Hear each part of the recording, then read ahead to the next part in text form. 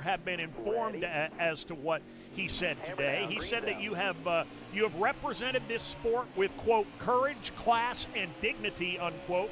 He also expressed his commitment to keeping you safe at the racetrack. Do you feel unsafe at the racetrack right now?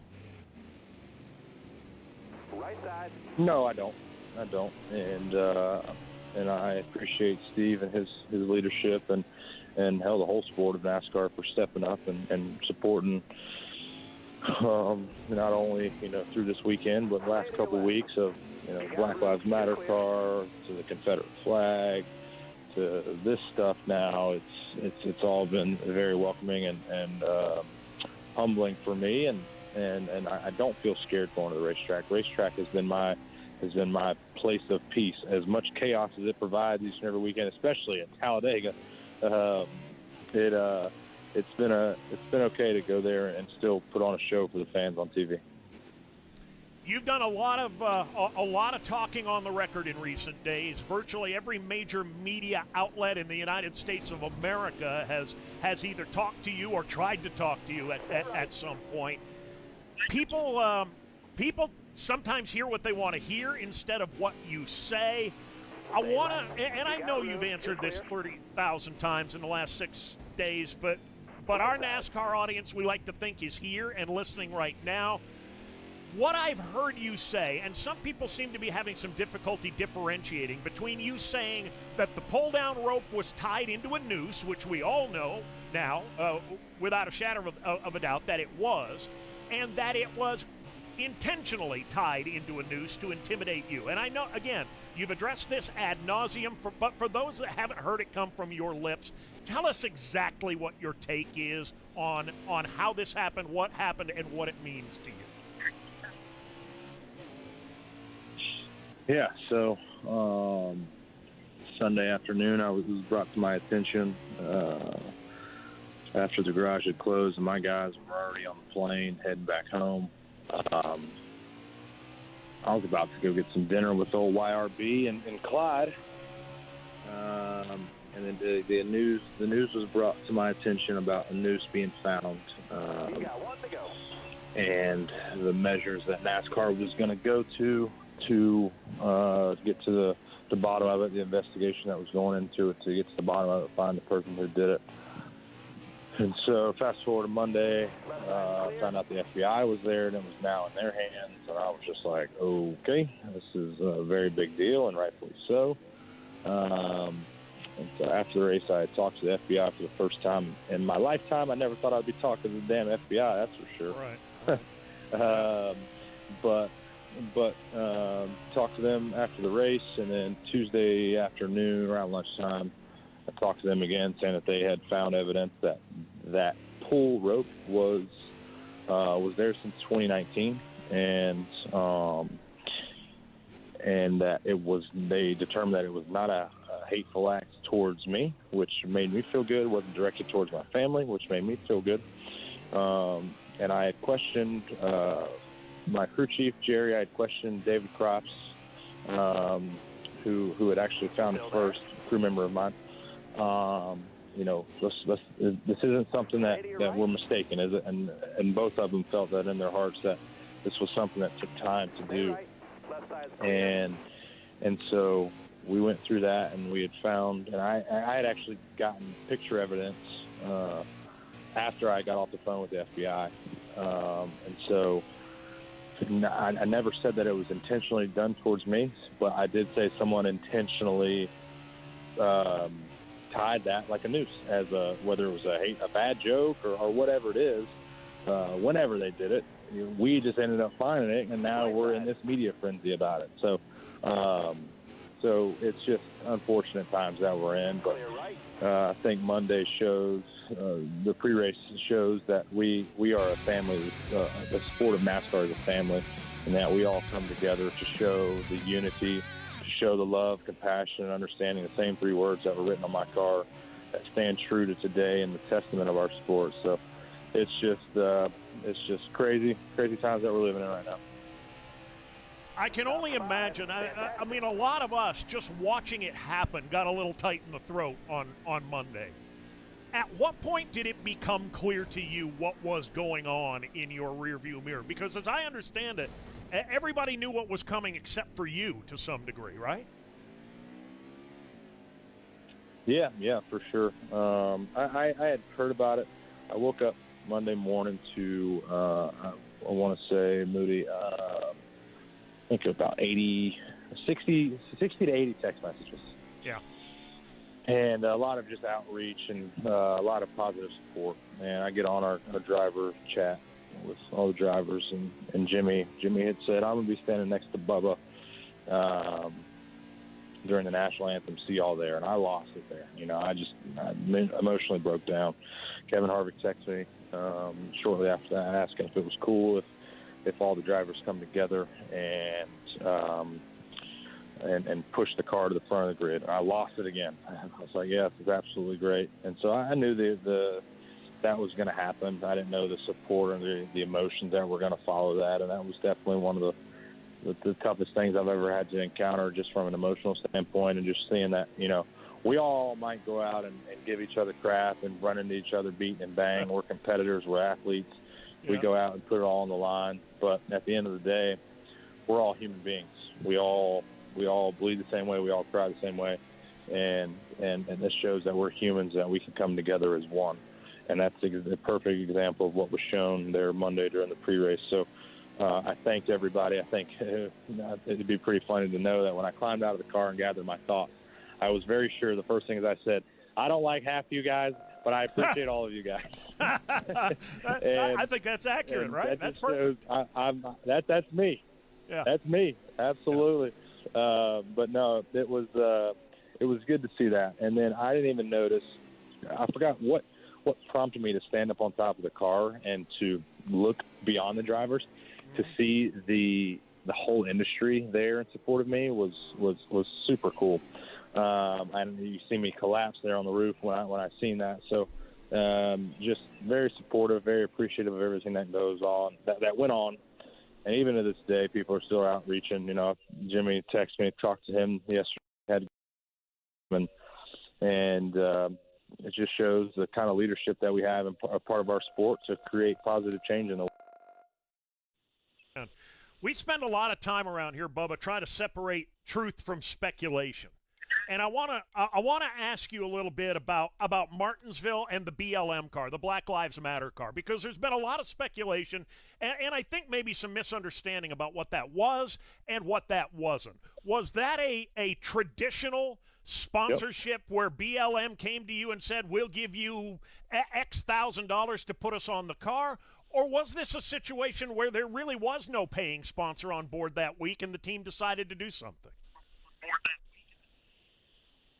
No, that was RPM's hard-earned money right there, put on that car, and it started the week before. The idea was bounced around as a blackout car because it was Blackout Tuesday. That's when the conversation kind of started there, and I was like, absolutely, that would be awesome. Looks like an old test car, but obviously we'll have the messaging behind it to raise awareness for what's going on. And the head of PR, Lance Brown, and I there at RPM, we had talked about putting an organization on the car to maybe reach out to them. This was getting closer towards the Atlanta race date, and we were like, well, we need to act on it pretty quick. So we were talking like, what organizations? Let's think of a couple organizations we could, call and see if we can collaborate with, and see if they'll want to take part in this. And then I simply told them, you know what? It took me about 5-10 minutes after that phone call to quickly realize, you know what? Aside from organizations, let's just go to the heart of it. Let's just show that, hey, Black Lives Matter too in this world, and let's raise awareness on that. And so that's what that was. I know it's been a difficult couple of weeks. I honestly...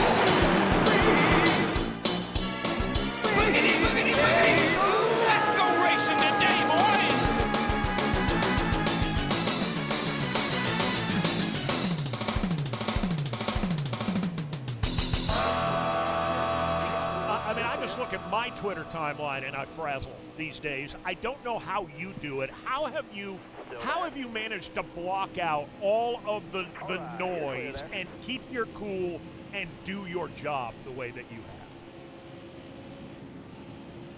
have? Man, it's been tough. I've been deleting social media, re-downloading it, deleting it, staying off of there. And, throughout all day yesterday, I was off social media, re-downloaded it, re-got it today to see, for me, I still got to read, like, hey, you know what? This is kind of a mic drop moment for me right here. I got to see what people are saying. And so I've kind of been back on there, but, it's time for me to just get away from it, and it's mentally draining. On top of all the interviews and everything, Jerry, he just texted me just now saying that he's listening. He wants to talk about freaking Pocono coming up, so not get trapped in the middle on restarts. Jesus, I'm just juggling everything here. So it's mentally exhausting, but it's part of it. We're at this pinnacle level where everything's going to be thrown at you, and the ones who come out on top are the ones who can manage it the best. You got it. The big goals at the end. For us, we are continuing to show that when Jerry listens to me, we run good. And so as long as he keeps listening, we will keep running good. I know what I'm talking about when I need something in a race car. He's a pretty good listener, right? I mean, he's got ideas of his own, but he's a pretty good listener. Yeah, for the most part, I'll give him that. Sometimes he likes to venture out on his own path, and I think we're all guilty of that. How gratifying was it, in light of everything else that happened, to be able to go out there on the racetrack at Talladega on Monday, run in the top 5 for much of the day, for most of the day, and be in contention to win until running short on fuel? I can't imagine anything more gratifying than that at the end of the day. No, it was a pretty phenomenal day, and I think that's the way Jerry had quoted it when he texted me the other day. It was a pretty phenomenal day for our team, and I couldn't agree more. With the way that race started, we were laying on the splitter pretty hard and couldn't suck up very well, and I was showing my displeasure to him during that rain delay. I'm like, dude, this is not good. And I was worried about one lap down there for the competition caution. Like, that's how bad I thought they were. And he says, dude, we're going to be just fine. And I'm like, okay, all right. I was downplaying hard. And we got it off the splitter. We didn't really improve our car of, like, sucking up to other people. But I was kind of getting a little tired of riding and where we were, so I jumped to the outside lane there, and I was able to hold on right there outside the top 4 or 5 for a long time with Kyle pushing me there.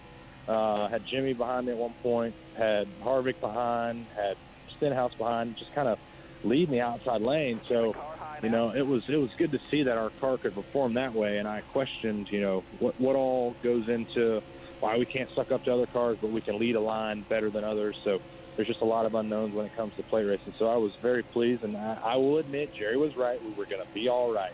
But the whole time you're like, okay, we're getting down to 20 to go. There's still a lot of cars left. Okay, now we're getting down to 10 to go. There's still a lot of cars left. When are we going to wad these things up? And I think the last 2 wrecks were right off the back bumper of mine, so we were able to steer clear, and we lost all of our momentum into 3 there coming to the checkered to really capitalize on a good finish. But, hey, to see our car and the way it was after the race, that's I think our most clean speedway car we've ever brought home. So hats off to my guys for sticking behind me, being able to manage through all the emotions and to come out with a really good finish for us. Yeah, we should have, could have, would have, top 5, top 10 car, but through that whole day, those whole two days there at Talladega, to come out 14th, we won. We won that race fair and square. Not to take anything away from Blaney, but we capitalized on an opportunity that was there, so I'm proud of everybody. Final question here, and I want to take an opportunity to maybe forward spin this a little bit. I know that RPM is still not where they want to be competitively, financially, in terms of sponsorship. I know you're not in the marketing department, but has everything that's gone down in the last 30 days, on and off the track, been helpful, do you think, or hurtful in your effort to find some company to get on your quarter panels and stay there for half a year or so? Still there? No, I think this has definitely helped. Yeah, I'm sure you'll have some companies like we've had in the past that get mad over rage quitting and show their true colors and leave, but that's fine. We don't need companies like that. But we have companies now, I think, that are reaching out and wanting to show support and stand behind the messaging, not just the on-track efforts, but the off-track efforts of wanting to create positive change and impact in the world. And those are the type of companies you want to align yourself with. They share the right moral values with you and stand up for what you believe in as well, and they want to support that. So we are having those conversations. It's just a matter of sealing the deals, and I'm proud to be where we're at right now and continuing to move those efforts. But yeah. I appreciate the time. Keep your head up. I know you will, and we'll see you this weekend in the Pocono Zone, and let's play two. And you got it. You got it. You got it. You got it. Joining us live on this Thursday. Yacht Rock Radio is back on your satellite radio. So pour another daiquiri and soak in the How about that, everyone? How about that? Of Christopher Cross. Thanks for racing me clean. Ambrosia. Michael McDonald. Also, Soccer Dog. Thanks for racing clean up here. Everyone wanted to go to Daytona, so there you go. Larry says, or Chandler says second. Larry says stop raking. What is that a racing term? Oh, stop ramming. I'm sorry. I try not to go below the yellow too much. I may have that one time. Thanks for coming on out and racing. We're listening to Sirius XM. The NASCAR Cup Series on Fox and FS1, brought to you by Busch Beer. You're a team. You're looking for team freight, and you don't want to watch TV with your teammate. Stop looking. John Christner Trucking can give you all of that. We're dedicated to making sure you drive like a team, so you aren't binge watching with your partner. We keep it simple. We get you loaded, get you paid, and get you home. Call us today, 866-386-1860, or on the web at johnchrisner.com. 866-386-1860, or on the web at johnchrisner.com. Talking about erectile dysfunction isn't easy. Usually we just brush it off or blame ourselves, saying things like, I lost my mojo. Or we avoid it altogether with excuses like, I had a long day at work. Or, sorry, honey, I'm just not feeling it. But with Roman, it is easy to talk about. With a real doctor who can prescribe real medication. It's simple, safe, and totally discreet. With Roman, you can get a free online evaluation and ongoing care for ED, all from the comfort and privacy of your home. The doctor will work with you to find the best treatment plan, and if medication is appropriate, Roman will ship it to you with free 2-day shipping. The whole process is straightforward and discreet. Getting started is simple. Just go to GetRoman.com/visit and complete an online visit. Erectile dysfunction used to be tough to tackle, but now there's Roman. Complete an online visit today to connect with a doctor and take care of it. That's GetRoman.com/visit to get a free online visit and free 2-day shipping. GetRoman.com/visit. At Florida Cancer Specialists, we are setting a national benchmark for community oncology, especially when it comes to clinical research. Whether you're a full-time or part-time Florida resident, you'll find the most advanced treatments at nearly 100 locations across the state. What's up, everyone? Including Rick Hendrick, Altamont Springs, you guys are Inverness, lap cars, Palm then you Coast, get to Zephyr Hills, and Gainesville. I'm sorry, everyone. Florida Cancer Specialists. I'm thirsty, so Online after this at race, we're just going to go to flcancer.com. whatever track loads up next, because I got to grab something to drink. Back with a What's up, Larry? full-throttled roar. Welcome. I am the intersection of chaos, karma, love, legacy, What's up, family, everyone? and flag. Back with one thunderous return. I am ready for you if you are ready for me. I am NASCAR. The NASCAR Cup Series on Fox and FS1, brought to you by Coca-Cola. Hey, y'all hush. Hey, race fans, this is Luke Brown.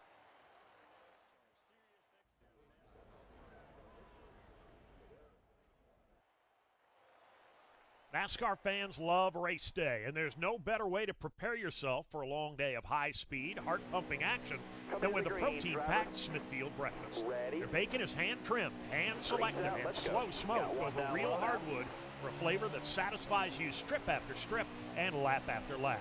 Smithfield's savory breakfast sausage is perfectly seasoned for that one-of-a-kind flavor that'll get you out of bed and ready for race day. If you're on the go, their frozen breakfast sausage and breakfast sandwiches are ready in minutes, so they're perfect for those busy mornings. No matter how you start your day, Smithfield has what you need to make a real breakfast, real simple. And don't forget to visit SmithfieldRaceToTheTable.com for race day recipes, ideas, and a chance to win a $10,000 kitchen makeover. Proud sponsors of NASCAR, the number 10 Eric Almirola car, and Stewart Haas Racing. You're listening to SiriusXM Speedway. What do you do for a living? I get wiped down every 15 minutes. Here is your host, Dave Moody. I'm chilling on a dirt road, laid back swerving like I'm. General Manager, Front Row Motorsports, joins us at the bottom of the hour. Your calls right now at 866 Pit Lane. Kevin is in Virginia. Kevin, hello. Oh, hey, Dave. Listening to that press conference earlier, you could hear the pain in his voice. Maybe some things were taken out of context. But when you really look at it, in this climate today, I don't see the choice they really had, given that it was supported by, a member of the NASCAR family, considering, where they were at, what had previously happened that day before, and some other things. We're not privy to everything, but I think given some of the questions that were asked by people like Claire, Bob Pockris, and those, media members that are familiar with the sport, I think I got a better understanding of what the timeline was. And, what really gets me is some of the things, even after this had happened, some of the things that's floating around is just ridiculous. And, it's easy to sit back and play Monday morning quarterback, but, given that the passion that a lot of people have for the sport, those true fans, I think, are really understanding of what's going on right now. I see a lot of support for Bubba and some of the action in NASCAR, and even from some of the media members, are getting some of the flack for even reporting on the story, which I still don't understand. If you're reporting on the story, you're reporting what is known at that time. And I think that once you really look at, peel back the layers of what's going on, I think people will have a better understanding of how to maybe do things better in the future. Thank you, buddy. Good to hear from you, as always. The good news is, and I think we saw this on Monday, that the tremendously vast majority of people are on the right side of this issue. Unfortunately, the people that aren't tend to be a little louder than the people that are. And the people that are, for many years now, and I include myself in this, have been more or less content to just stand off to the side, stay out of it, keep quiet, and say, well, it's not my problem because it doesn't affect me directly. Well, that doesn't work anymore. Robert in Indiana. Hello, Robert. Hey, how you doing, Dave? Hey, how are you? Pretty good. Hey, I was calling because I really feel that a lot of people are taking this way out of context, like ESPN and all them. They're making NASCAR look like it's, just a bunch of dumb hillbillies, and that's not true. I go to races all the time, and I just like when they were comparing, it just really is bothering me the way that they're making us look. And well, we know better, don't we, Robert? Absolutely. And here's my take on it. And I thank you for the call. I'm up on the break here, and I know we got kind of jammed up toward the bottom of the hour here. Here's my point of view on this, and maybe it'll help you, maybe it won't. I hear from a lot of people who tell me that they either really, really love what I do or really, really hate what I do. And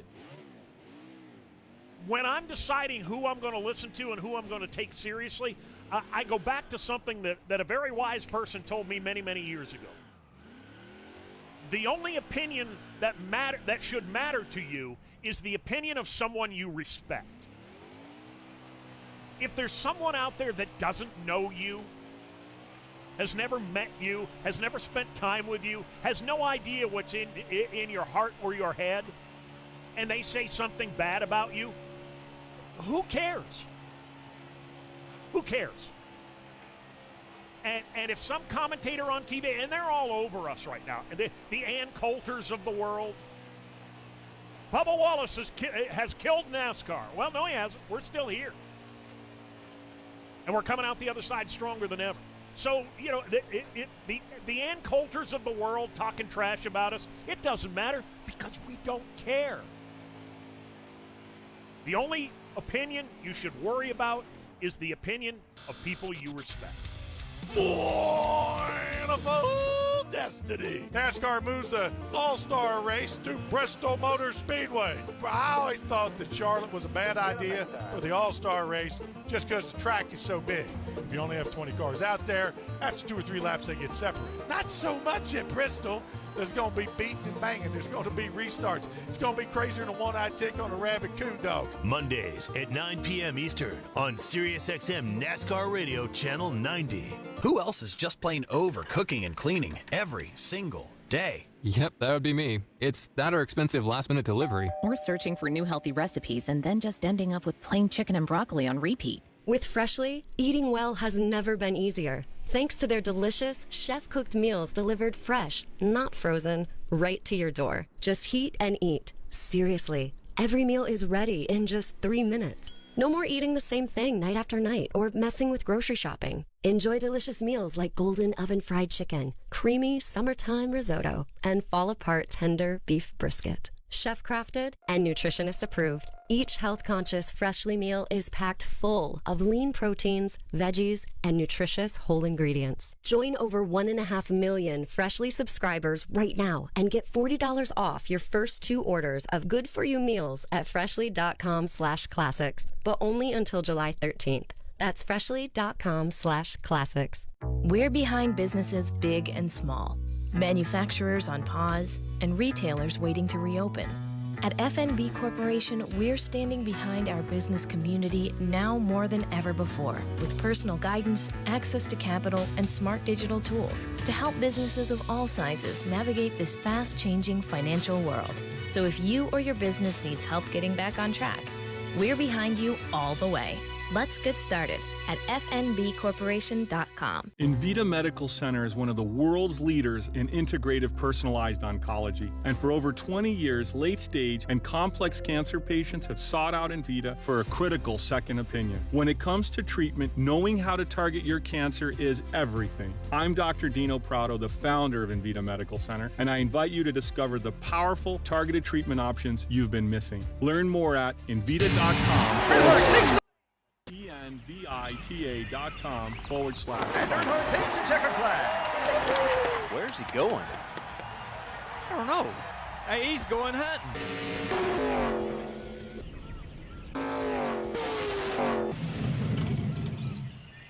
Man, I thought you'd never get here. You got your camo? I never go anywhere without my real tree. Man, what took you so long? I had to drive 500 miles to get here.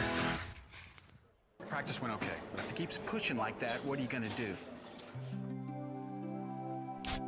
Here we go. Can you feel it?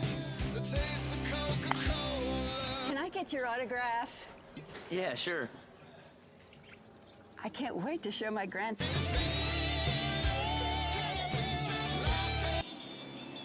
We're gonna weigh out and see what happens. 24/7, 365 coverage of all things NASCAR is found right here. This is Jimmy Johnson on Sirius XM NASCAR Radio, Channel 90. NASCAR headlines now. NASCAR's 3 National Series all race at Pocono Raceway this weekend, along with the ARCA Menard Series. The Cup troops run on both Saturday and Sunday, something they've never faced before. John Hunter Nemechek is the driver of the number 38 Ford for Front Row Motorsports, and he told the Morning Drive what he's doing to prepare for the weekend.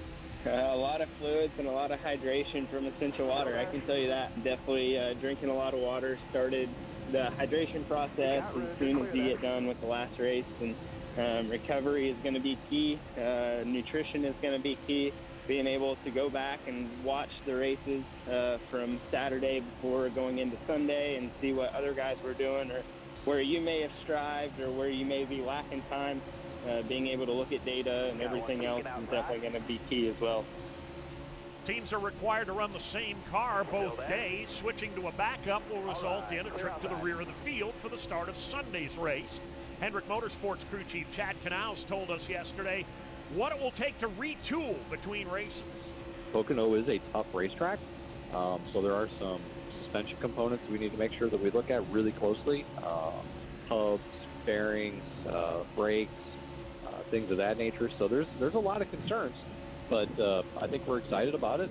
I'm really excited about it. I think it's going to be a lot of fun. Pocono, I've said this in the past, is one of my favorite racetracks. So, shoot, man, if you get up there and you hit it on day one, you might be really set well for day two as well. At the SiriusXM NASCAR News Desk, I'm Dave Moody. Welcome back to SiriusXM Speedway. Here is your host, Speedway Herman, Dave Moody.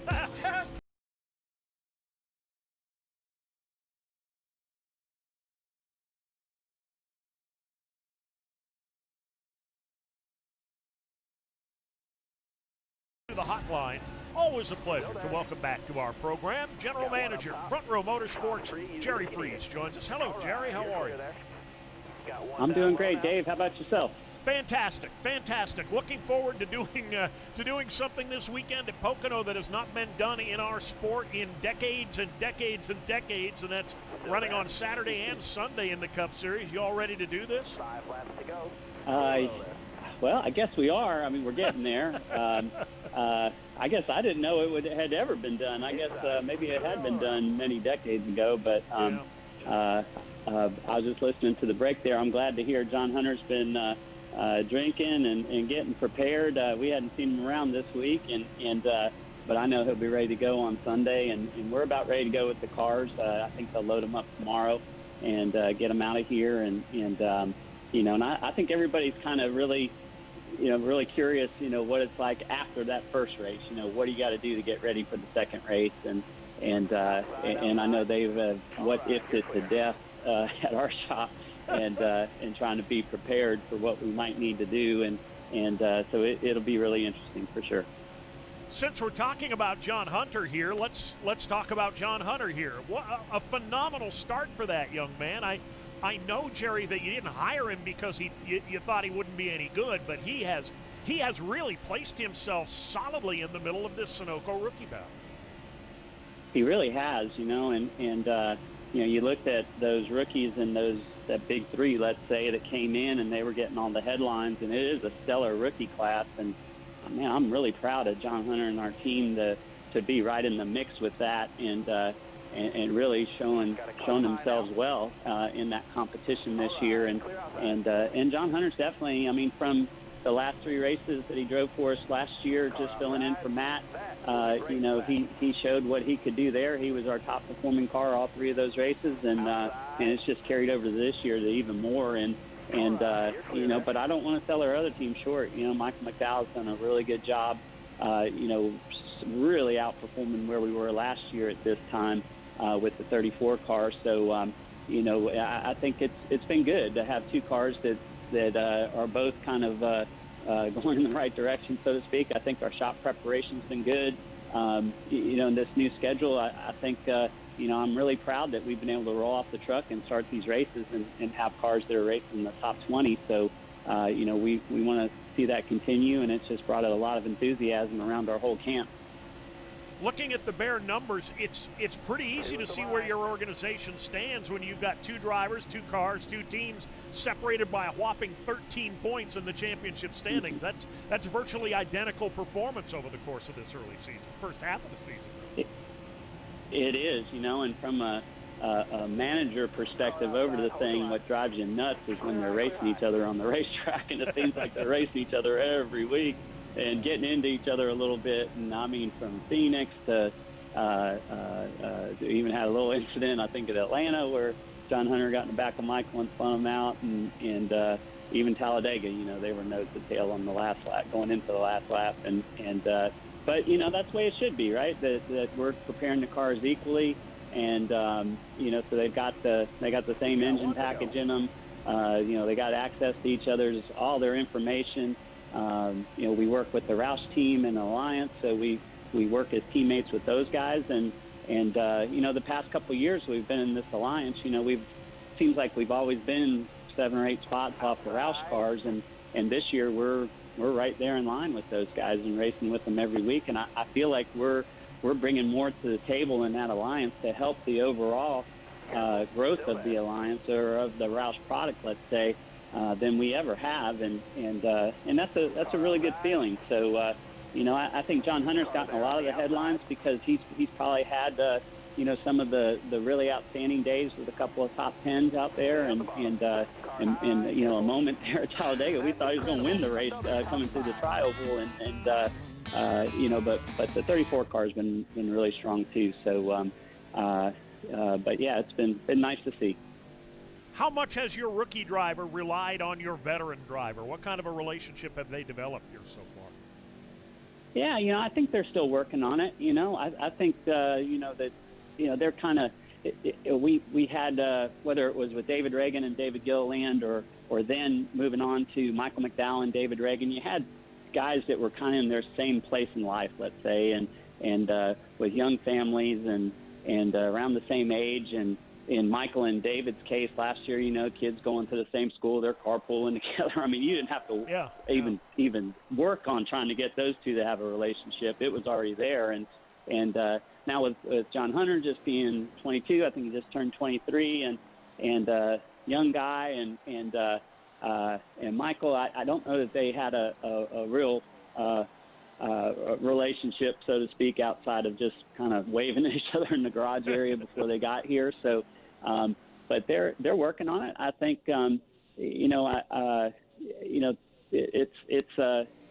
it's pretty good, and they can't help but with our crew chiefs are tied in together. We got everything jammed in together in the shop, so they're right in there side by side in all the meetings and contributing, and I think Michael's been able to rub off some of that experience of some of the things with these cars, what to look for, and then in John Hunter's case, some things maybe he just didn't really even know, and he's just doing. Michael's maybe opened his eyes that there's some stuff that that maybe before he didn't think he could get done, and it's working for him. So it's been interesting to see how that's working, and I know it'll just get better and better. This obviously has not been your run-of-the-mill NASCAR season. We sat around for 10 or 12 weeks unable to do anything, and we spent the time since coming back just trying to catch up, running 1 or 2 or 3 races every 8 days. How challenging has the makeup schedule, for lack of a better term, been for your operation?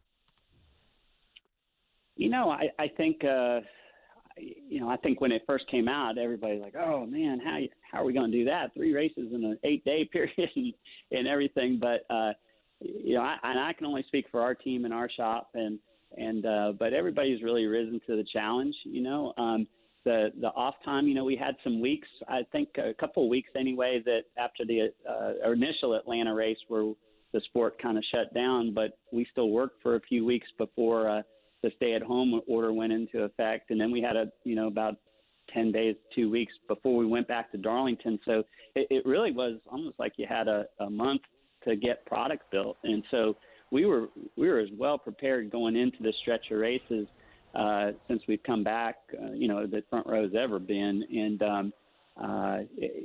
so I won't say it's been easy by any stretch, but I don't think some of the again, the what-if scenarios have come up. The drivers have done a good job not really damaging the cars. That was kind of a concern we had. We've got a certain spec car that we like to run on the downforce tracks, and we've had a lot of downforce races, so if they had demolished a couple of those cars at Darlington and Charlotte, it would have really hurt us or would have forced us to run a spec of car that we really didn't want to run, say, at Pocono this weekend. And so the drivers have done a good job keeping them clean, and the fab shop's done a good job just kind of keeping the bodies fresh and the specs right, and getting everything out of it. So I think the logistics of the races really helped, just having them so close, and we weren't really killing truck drivers or travel, and obviously having everything in one day with no practice and qualifying, it's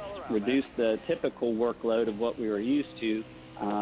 But just having races back to back, I mean, to me, just a guy that just kind of enjoys the race when it's on, I think it's fun having as many races as we've had, and when we have had a race that didn't go our way, it's kind of nice to know, hey, you're going to be back at it in 3 or 4 days, so we'll get over this one really fast and look forward to the next one. So I've liked this schedule, and and obviously there's been an opportunity for NASCAR to throw a lot of different things out there that we've all talked about for years and wanted to try, and we're getting to try them now and see what seems like it's got potential for the future, and that's really cool. A lot of new horizons, no doubt about that. Congratulations on a great start to the season, a great first half to the season. Best of luck this weekend at Pocono, and I thank you for the time. Thank you very much, Dave. You have a good rest of your afternoon. All right, Jerry, thank you. You too. Jerry Freeze, General Manager, Front Row Motorsports, joining us on this Thursday. Let's take a quick break. Back with the Stretch Drive, your calls. Phil Quittencock. I am the one, back with a full-throttled roar. I am the intersection of chaos, karma, love, legacy, family, and flag. Back with one thunderous return. I am ready for you if you are ready for me. I am NASCAR. The NASCAR Cup Series on Fox and FS1. Brought to you by Xfinity. Black Music Month continues with your backstage pass to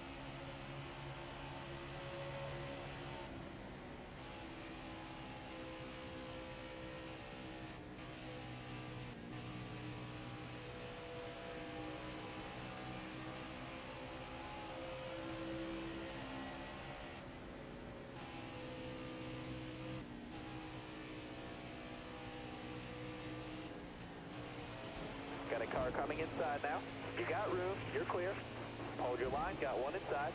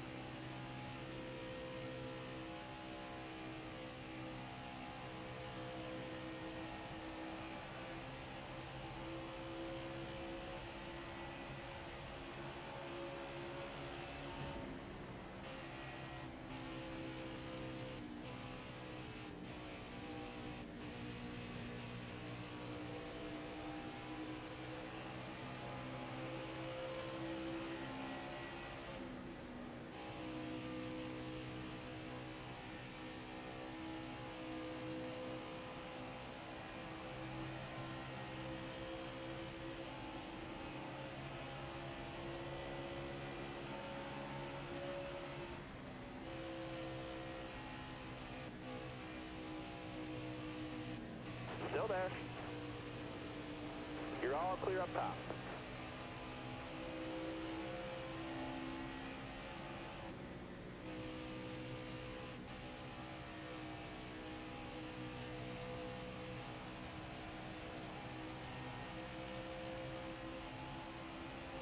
Five to go, this time by.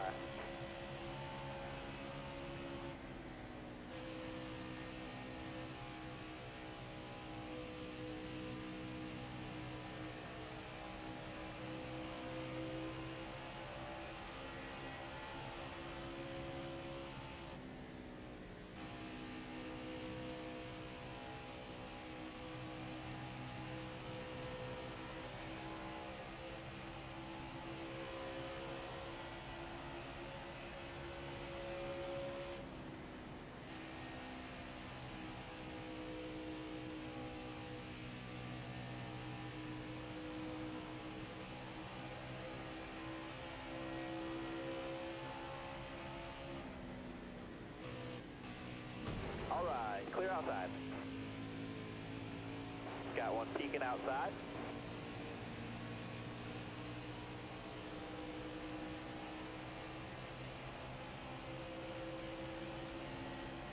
Stay on the bottom here. You got room, you're clear there.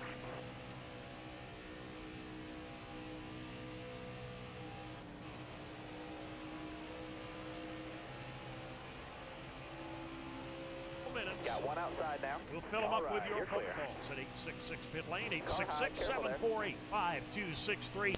Dennis in North Carolina, you've been nothing but patient today, my friend. Thank you.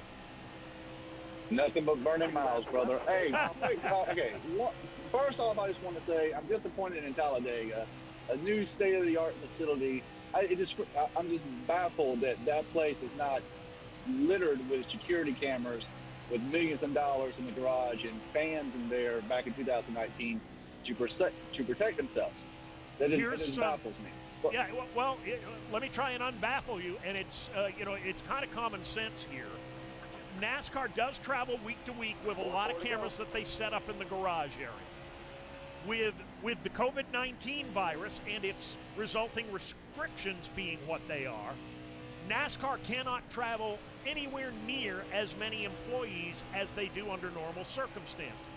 Combine that with the fact that the garage is inhabited by a very small percentage of people compared to a pre-COVID-19 race weekend. So fewer people to monitor in the garage, fewer people to set up and take down and run the cameras generally adds up to fewer cameras. Does that make sense? 10-4, but I'm more directed towards 2019. And I understand that, but even then, I just want to ask a question because this is the only thing that I'm ready to move past this, get ready for Poconos.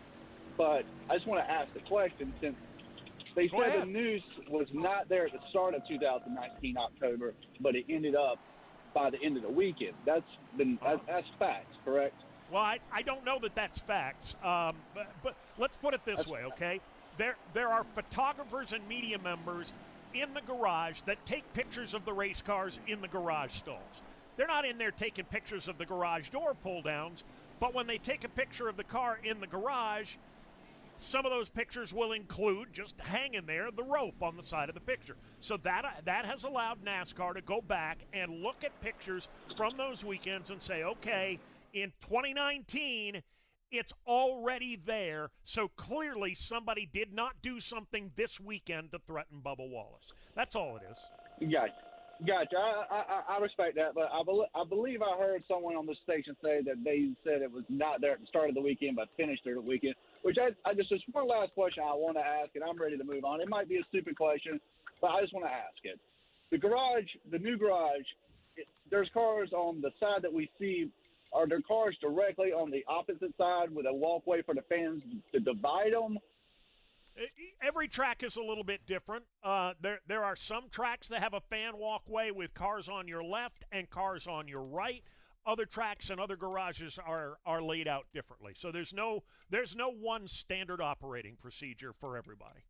Eric in Virginia. Hello, Eric. Hey, Dave. Man, I'm so glad to get fit in. Look, I'm not beating up Bubba. I'm not going to beat up the guy who tied it back in the day because, unfortunately, the climate has shifted. Whoever tied it back then, as soon as this happened, he was like, oh, my God, I tied that noose. He's not going to come forward. We're never going to know who did it. So I hope we can get back to racing now. Right. Heaven forbid. I don't think we need to know who did it either, because as long as we know that there was no malicious intent, no intent to threaten, no intent to intimidate, then that's kind of all we need to know. Yes, I totally agree, Dave. That's exactly the words, and they need to put you out there saying that ad nauseum so Ann Coulter and everybody else who needs their 2-second sound bites will just leave it alone.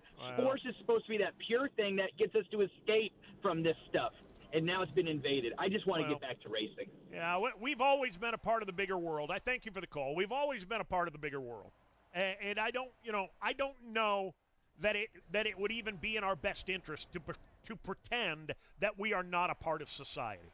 I mean, we could do our ostrich imitation and bury our heads in the sand and say racism has nothing to do with us. Nobody in our sport is racist, and it doesn't impact us in any way, shape, or form. That wouldn't be true. The larger issues of society are in our sport as well. We cannot insulate ourselves from that. Bob in Georgia. Hello, Bob. Godfather, I'm not going to ask you how you're doing because I know you're doing great. Yes. This whole thing about the Confederate flag, the biggest problem is on the infield, correct? With the flags? Yeah. Yeah, I'd say the infield, the parking lots, yeah. Right, exactly. I know a way. Now, you're talking to a good old Southern boy. I could give two craps about the Confederate flag. If NASCAR wants to do something, they should give them a choice. Either ban the Confederate flag or ban alcohol in the infield. And I guarantee you won't see a single flag flying. You can fly the flag, but if you do, you can't drink, huh? That's right. You won't see a single flag up in the air. That's a hard choice, Bob. Okay, thank you. Bob, maybe Bob should be running some of these racetracks. That's brilliance right there. Okay, Eddie. Coming into the racetrack, you're going to have to hand over one or the other. The flag or the cooler. Here's my flag, Bob. Sorry. Brian in Illinois. Hi, Brian. Hello, Dave. Hey. All right, this week I have run the gamut of emotions. I came out, I was happy how NASCAR was handling it. I supported Bubba, I still do. I'm fully 100% behind him. But then when FBI came out with their report, I was a little ticked out with NASCAR, and I don't know, I felt that their silence was not helping anything, and then seeing the pictures or whatnot that came out, it was just getting me irritated. And then, well, I'll say this. This thing, all of this happened on Sunday. Today is Thursday. Getting mad because they didn't do things fast enough, that's 4 days. They conducted a fairly substantial investigation from here's what we think happened all the way to today when they say here's what we know happened. 4 days is not a long time to wait. Right, and I get that. And then, today then I swung back the other way because once I seen the actual picture that was on the garage door, me as a fan walking by that, I would have thought, my God, what the hell is that doing there? And so now I'm back on completely the other way, and like I'm glad things happen the way they are. I'm kind of like Bubba, is the number of things that I've seen online with people I follow that just some of the mean, hurtful things that they would compare Bubba to is just like Bubba was just reacting to what the news he got. It's like, that's right. Why? How? It's well established. Thank you for your call. It's well established. Bubba Wallace never saw the news. Bubba Wallace never said he saw the news. All he had to go by was what his team, his teammates said to him. And that's that. Still there. Clear all Dan around. is in Pennsylvania. Hello, Dan. Dan, hello. Are you talking Dan from PA? Yes. Okay. Hey, the only thing I didn't see so far from this thing about Wallace, why does he stand behind a hate group like Black Lives Matter? Because in his view, it is not a hate group. In his view, he is trying to make a statement that African Americans in this country are not getting a fair shake and never have. You dispute that, I guess, which is fine. Your opinion is as valid as his, and his as yours. That's all Dan had to say today. That was one of those statements with a question mark at the end. Wasn't really a question at all. He was here to make a statement, and he did.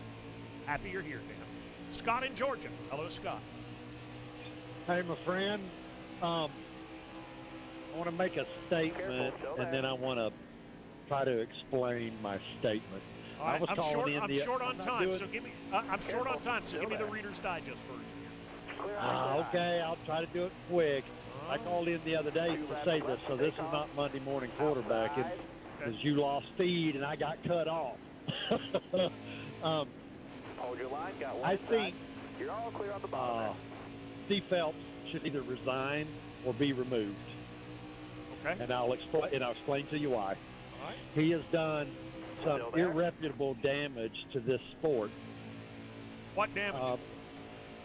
I do agree with the investigation, but him immediately assuming it was a hate crime and it was racist, and then run and tell Bubba without Bubba ever seeing it. It could have been handled differently, completely different. What would you have done? It just blew it all up into a mess. What would you have done? What would you have done? I wouldn't have told him until I investigated to make sure that it was a hate crime directed at Bubba. So you would have kept that under your hat until no. Well, hold on a minute. You can't answer the question until I ask. You would have said nothing until Wednesday or Thursday, because we know that that's how long it basically took to investigate this. You would have kept that quiet until Wednesday or Thursday of the following week? It depends on what you mean by quiet. Okay. No. What would you have done? I'm asking. I wouldn't have gone to Bubba. The crew member went to the crew chief. The crew chief went to the director, and then the director, I guess, went to Steve Phelps or upper management. They could have went out. So you don't think word of any of that would have gotten back to Bubba Wallace? They could have done their best to try to protect him. So you don't think Bubba Wallace's team is going to tell him about that? Well, if they cared about his feelings and said, "Hey, look, this looks bad, but we need to try to handle this without inflicting any pain." Right. So that's what you think Bubba Wallace's team would have done? I would hope they would if they really cared about him. That's ridiculous. If somebody, if you get a letter in the mail saying, we're coming after your kids, do you warn your kids or do you just let them go to school? I wouldn't tell my kids. Well, that's crazy. That's crazy. Scott, I thank you for your call, but if you think you and your family and your team have been threatened, you warn everybody. Here's what's happened. Keep your eyes open. Be aware of the situation. I don't think Bubba Wallace would have deserved to have that hidden from him at all. Thanks to Bubba. Thanks to Jerry Freeze. Thanks to Ricky Craven for hanging out with us today. For Dan Bazzilla, Erica Blackburn, I'm the Godfather. Be safe, everybody. Be smart. We'll see you right back here again, 3 p.m. Eastern Time tomorrow. Have a great night, everybody. SiriusXM Speedway. SiriusXM NASCAR Radio, Channel 90. Have a nice day. 4 decades. Over 4 decades of shredding, washing, and headbanging. Get Hard Rock's most essential songs all on one limited engagement channel through July 7th. SiriusXM's Hard Rock Top 1000. Listen at home on the SiriusXM app. Search Top 1000.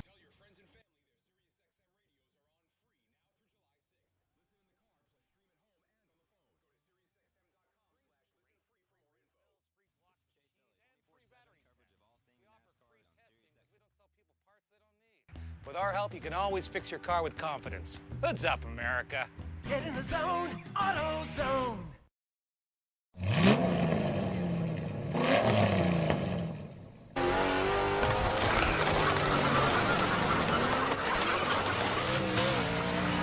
That's way better than my duck call. If you're on a diet of taking it up a notch, it's just different. Drink Diet Dew, the only diet with dew in it. O'Reilly Auto Parts. Fuck it!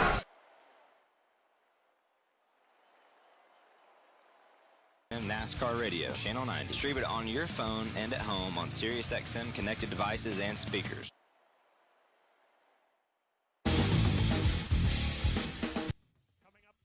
On SiriusXM Speedway, we'll talk live with Bubba Wallace about a chaotic weekend at Talladega Super Speedway and what comes next.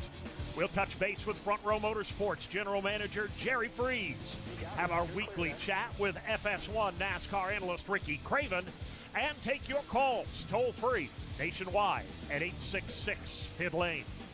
It's Thursday, June 25th, 2020, and SiriusXM Speedway is coming at you right now. The show that started it all. SiriusXM Speedway. We talk NASCAR. Strap in for 4 hours of high-octane NASCAR talk. Channel 90. And breaking news as it happens. I'm always stoked to hear my voice. It means I made it out of bed this morning. SiriusXM Speedway. Happy to have you with us. Let's move around the Speedway and bring in some voices who'll cover the action for us. Over in turns 1 and 2 from Barry, Vermont is Dave Moody. Thank you, Barney Hall. Hi, everybody. Welcome aboard at SiriusXM Speedway on your Thursday. I'm Dave Moody, live here in the Southern Command Studios, ready to talk a little NASCAR with you. Here on your home for NASCAR, SiriusXM, NASCAR Radio, Channel 90 in the Beltway Bureau Studios, SiriusXM Satellite Radio in Washington, D.C. It's Dan Bazzilla, everybody. What's going on? Hi, pal. How's life? I'm well. I'm well. How about you? Busy as usual. Today's one of those days, you know those days when you have so much to do that you know you're forgetting things, and you just periodically throughout the day remember what you've now forgotten to do? That's me today. Like, Really? as I sat down here and pushed the button for reopen to start, I thought, oh, yeah, there was something I was supposed to do before this, and I didn't do it, but whatever. We'll catch up. So it's always hectic around here, it seems like, so whatever. Yeah. All I'm doing is laundry to get ready to leave tomorrow morning for Pocono, prep work on booth notes for Saturday or Sunday's Xfinity race at Pocono, prep work for today's show, trying to keep up with media teleconferences and social media reaction to same. I've really had a very easy day. I think that's going around, really. You know, you were this speaks to how busy things have been for literally everyone involved around here. I did the same deal on what is today? Thursday. Tuesday, I think I did laundry. Just took it out of the dryer this morning. Completely forgot about it. Just ran out of time. It wasn't high on the priority list. I wasn't out of clothes. I was like, I'll start this. And then things snowballed, and one thing led to another, and all of a sudden you're 2 days later. I'm pretty methodical and efficient when it comes to laundry. I can run a couple of loads of laundry through in an hour, between washing. Washing takes, half an hour. Drying takes 20, 25 minutes, 30 minutes. Folding and putting away takes 7 to 10 business days. I've got a real system going down. Yeah, mine works the same way. So mine's a washer-dryer combo. It's the same thing, but you have to take the T-shirts and stuff out or they'll shrink. So I wash on like a Sunday. Somewhere around Wednesday, I start the drying portion. Oh, Lord. Your stuff must smell good after it's sat in the dryer, in the washer wet for 3 days. Well, it's fine. You get about 3 days. 3 days is really where, if you don't do it then, you got to rewash it. Whew, son. It's good. It's good for a solid 2 days. And we wonder why you can't get a woman. No, it's fine. It's fine. I haven't had a problem. If I open it up, I'm like, ooh, nope, I'm gonna have to refresh. If Bazzilla walks by and you get the strong stench of mildew, you know what happened. Just a small laundry problem. Here's the secret: you use that laundry detergent that's for athletes and athletic clothes because it's got a nice, real strong scent. And what by is that? day 3, I've never heard of that. Yeah, It's a laundry detergent for athletes. I use Tide Sport, I believe is what it's called, or something Tide Sport. Yeah, and it's good. It's good for about 2 days wet, and then after that, you probably have to rewash. But Tide Sport has got special additives to defeat crotch rot or pit stank, or what is it? I think what makes it different? I think it's just added fragrance is all it is. Added fragrance. That's it.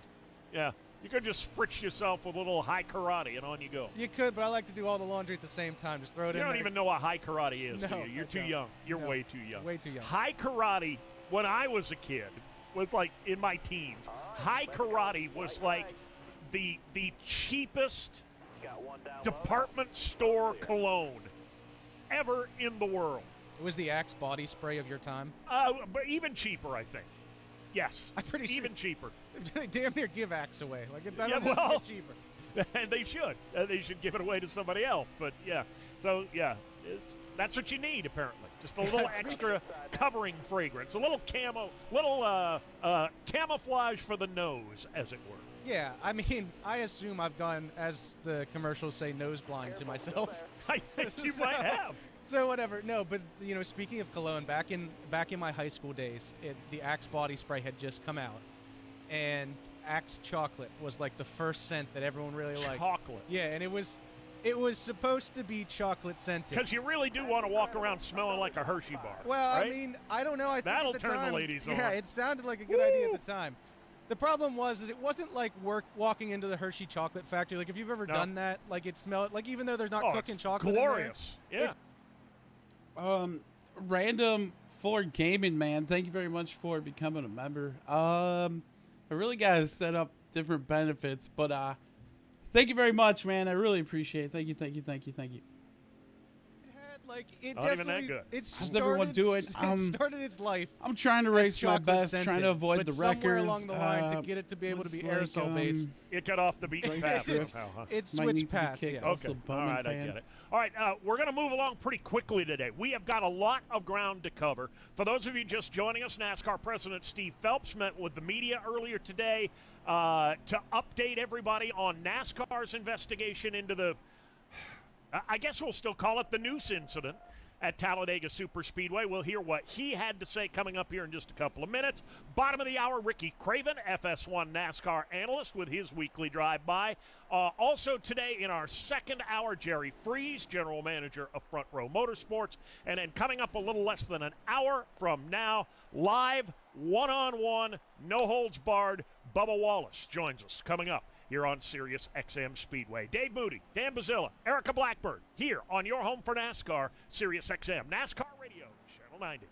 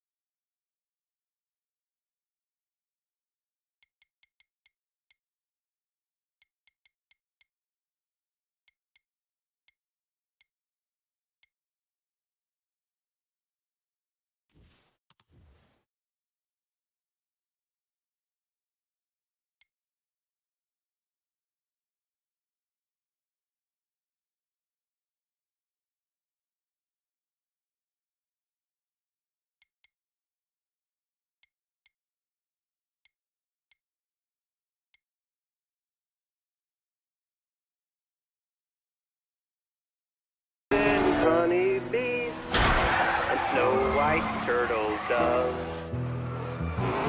I like to teach the world to sing in perfect harmony. I'd like to buy the world a coat. I'd like to teach the world to sing. The NASCAR Ride-Along program puts you in the action. Oh. Watch out for this guy. I see. Now, I wouldn't have done it that way, but you got by with it. Dad, what gear are you in anyway? hey, if you think you can do any better, come on up here and drive. Hey, get in the back seat. Sit down. Put that seatbelt on. NASCAR on ESPN. Trust me, you will. I am going to make sure my name will be the one you'll remember forever. I am the NASCAR Xfinity Series on FS1. I am NASCAR. Are you ready? Songs that define the 80s. Let's go! From big stars to big beats. Even big hair. They're all hits, but there can only be one. Number one. Billboard's top 500 songs of the 80s. Extended by popular demand. Listen now through June 29th. Channel 32. Or listen at home with Amazon Alexa, Google Assistant, or however you stream in the house. Okay, Mary, you need to get in and out of this store quickly. Oh no, there's a guy coming straight towards me, and he doesn't have a mask. Coming through. Excuse me, you're way too close. Haven't you heard of social distancing and no mask? I haven't found any that I like. They're either uncomfortable, they provide minimal protection, or they're just junk made in China. Get what I'm wearing, a FaceTech mask. FaceTech masks exceed CDC guidelines and are incredibly comfortable and durable. They use 2 layers of Q-Tech's copper ion technology, making it antimicrobial and antifungal. I like it because there's no earring, rings or ties. FaceTech wraps around my head, providing 360-degree surround protection. There's no gaps on the sides. They're washable and extremely durable. Are they as soft as they look? Absolutely. FaceTech masks are 100% made in the USA, are available in 2 colors, black and white, and come in 3 sizes for a superior fit. Go to facetechmask.com. Use code PROTECT and receive 20% off and priority shipping. That's FACETEKMASK.com. Facetechmask.com today. Across the country, we're staying home for the greater good. And while we're all learning how to become homebodies, with Echelon, it doesn't mean you have to sit still. Choose from Echelon's lineup of connected fitness bikes, fitness mirrors, and rowing machines, and the whole family can get a fun and challenging workout from the comfort and safety of home. In as little as 20 minutes, you can get into the best shape of your life and be active with the entire family. Our world-class instructors will motivate you with daily live and on-demand classes that are always available when you need them. Unlike our competitors, Echelon is affordable for everyone. Our EX1 connected fitness bike is less than half the price of a Peloton. And with Echelon financing, you can try us out risk-free for 30 days, 0 down, and as little as $46 per month. So now you don't have to pay a ton for a Peloton. Go to echelonfit.com/XM. That's ECHELONfit.com/XM. echelonfit.com/XM. I am the one, back with a full throttled roar. I am the intersection of chaos, karma, love, legacy, family, and flag. Back with one thunderous return. I am ready for you if you are ready for me. I am NASCAR. The NASCAR Cup Series on Fox and FS1. Brought to you by Geico. You'll keep getting better. 24/7, 365 coverage of all things NASCAR is found right here. This is Corey LaJoy on Sirius XM NASCAR Radio, Channel 9. Here's what's happening on Sirius XM. The PGA Tour is back right now with opening round coverage of the 2020 Travelers Championship on Sirius XM PGA Tour Radio, Sirius 208, XM 92, and streaming on Amazon Alexa, Google Assistant, or however you stream in the house. With Sirius XM Speedway, Sirius XM NASCAR Radio.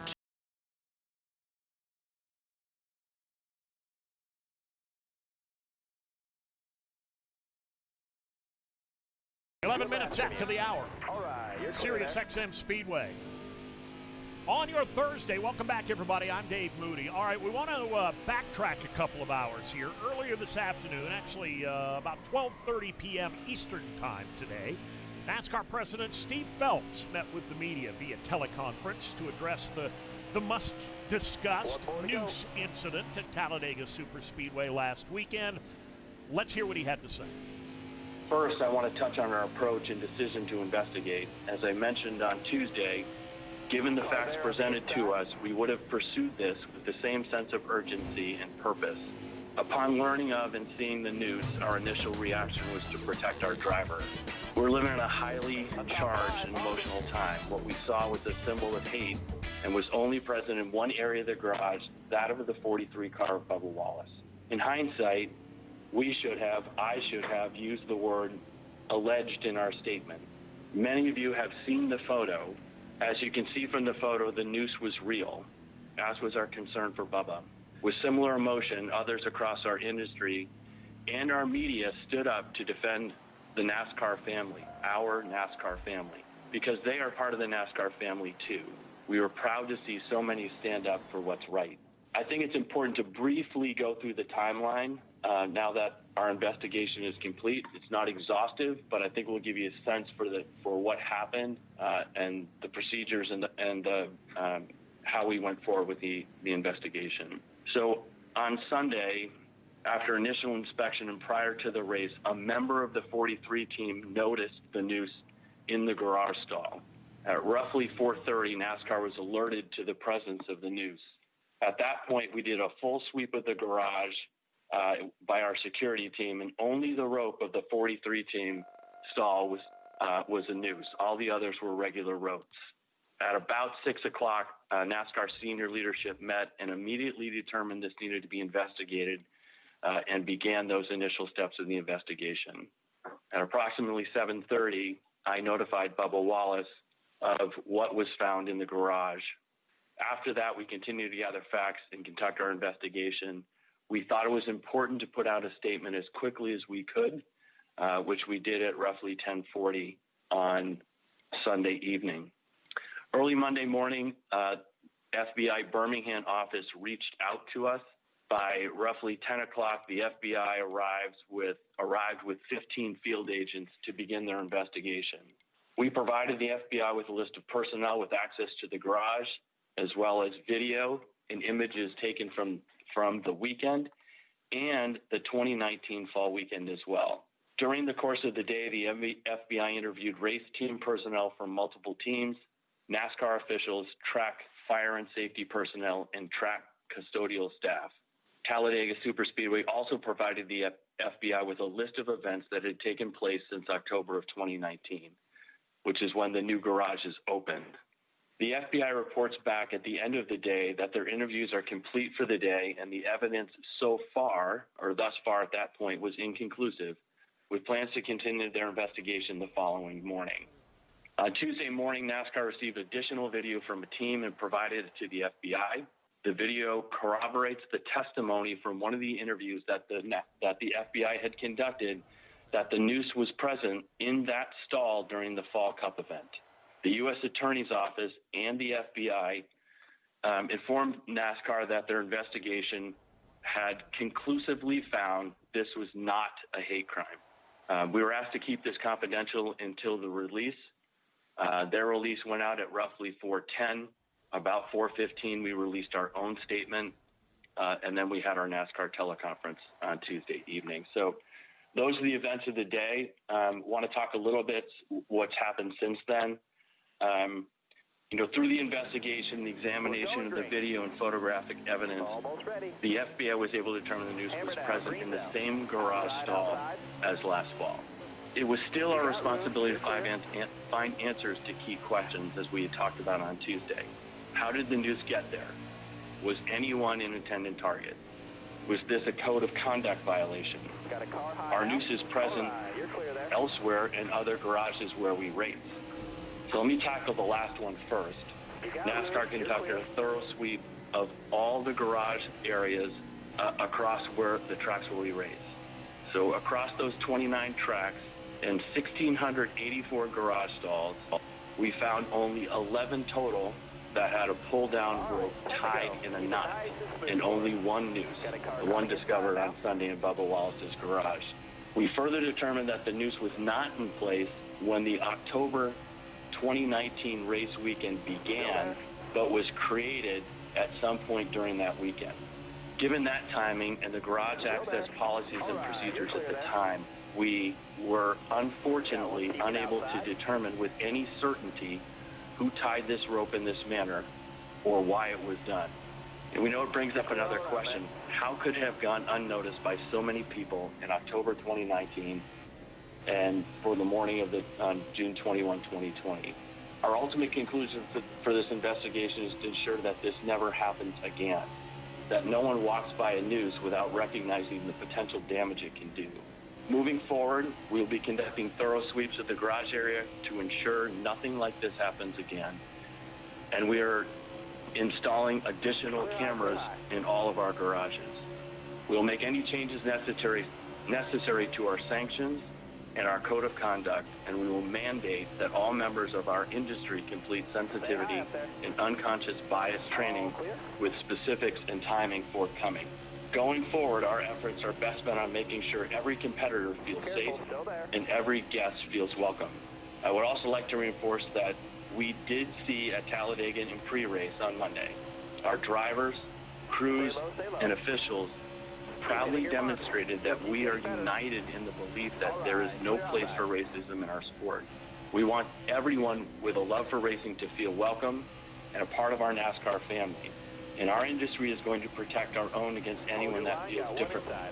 My hope is that the fortunate results of the FBI investigation should not diminish the impact of that moment, nor the message our sport sent. The world saw our true colors, and it made us all incredibly proud. Before I turn this over to questions, let me reiterate two things. Bubba Wallace and the 43 team had nothing to do with this. Bubba Wallace has done nothing but represent this sport with courage, class, and dignity. It is offensive seeing anyone suggest otherwise, and frankly, it's further evidence of how far we still need to go as a society. Secondly, there's been discussion and criticism on how this was handled and characterized. Some feel that the phrasing or words used were not right. That comes with the territory, and I will take full responsibility for that and for the emotion that was attached to it. Based on the evidence we had, we felt that one of our drivers had been threatened, a driver who had been extremely courageous in recent words and actions. It was our responsibility to react and investigate, and that's exactly what we did. I'll now open it up for questions. We'll take our first question from Claire Lang with Sirius XM. Please go ahead. Yes, I actually have two quick questions, and thank you for the news conference. Is there anything of the very polarizing reaction to this entire matter, or anything that is perhaps untrue in the reaction that you've read or heard that has been most bothersome to you personally? Claire, I think that, I try to stay off of Twitter as much as I can. I do think, anyone who would suggest that this was a hoax or manufactured or, that the events around this, I just find, again, personally offensive. I don't know how people, frankly, think that way, and I'm not going to try to, but I would say of all those things, that's probably the most offensive to me. And one other thing, some NASCAR fans have said that they feel hurt, maybe even embarrassed, and they shouldn't, but because non-fans reacting maybe make them look bad or stupid, or people reporting who don't understand the sport. Do you have a message for the fans who maybe feel that way right now? Here's what I would say to the fans. I think, Claire, I think it goes to the industry broadly, not just the fan base, which is, there was something, a member of our community, in this case Bubba Wallace, we believed was under attack, right? That the events that we found, that the crew member of the 43 found, and the subsequent things that happened after that it was, we needed to protect, protect our ranks and protect our family members. So I don't want anyone to feel, I don't think anyone should feel embarrassed, right? I don't think anyone, those people who are not part of our sport and are making comments about, what we should or shouldn't have done, or it was a hoax and this is all fake. I just, I can't speak to that, but I would say, again, NASCAR showed its true colors on Monday. Our drivers, our crews, anyone at the racetrack, but more importantly, all the fans that watched it on TV. I watched it on television, and I'm not embarrassed to say I cried. It was an emotional, moving moment for our sport, and I think an important one that suggests that NASCAR is welcome to all, Claire. All right, what's up, everyone? I just want to say, if you got removed, it's just because people keep reporting you. So next time, try not to get reported over and over and over and over. So it's like I am reading chat, and I see people are saying to remove certain individuals. So I do try to remove them. And also, I'll take a look at these guys that are like so many laps down. Like, does the 18 really belong in here if he's gonna be 5 laps down? You know what I'm saying? All right, I'll shut up. Thank you, Steve. Appreciate it. Next, we go to Marty Smith with ESPN. Steve, good afternoon. Thanks for taking the time for us and for saying what you said about the media. I'm curious about the photo release you guys just put out of the formulated noose in Bubba's garage. What was the origin of the photo? When and how was it taken, and who captured that photo? For anybody that doesn't believe it's authentic. Yeah, that was captured by NASCAR security as part of our investigation, Marty. I think it speaks volumes for why we reacted the way we did. Listen, Marty, I know that you and others had supported, where we were on Sunday night and on Monday, and the twists and turns that this has taken, and we appreciate, the the support that all people have given to Bubba and our sport overall. And, I'll go back to it. I don't think that anyone should hang their head at all. I think everyone should hold their head tall and stand tall with Bubba on this and stand tall as an industry. And that's what we're going to do. Thank you. Next up, we go to Jordan Bianchia with The Athletic. Steve, you said that you couldn't determine who put the rope in the garage. So I'm curious, a couple questions. One, have you talked to the Wood brothers, and what was their explanation on why that was in their garage stall last year at Talladega? And secondly, if the Wood brothers say they didn't do it, and that would seem to infer that this was done in a manner that wasn't intent to pull down the garage stall and that there might be a deeper meaning there. Is that correct? Jordan, we did have a lot of conversations as part of our investigation with the Wood brothers, as we did with others in the industry, and we could not determine whether it was someone on their team or someone else.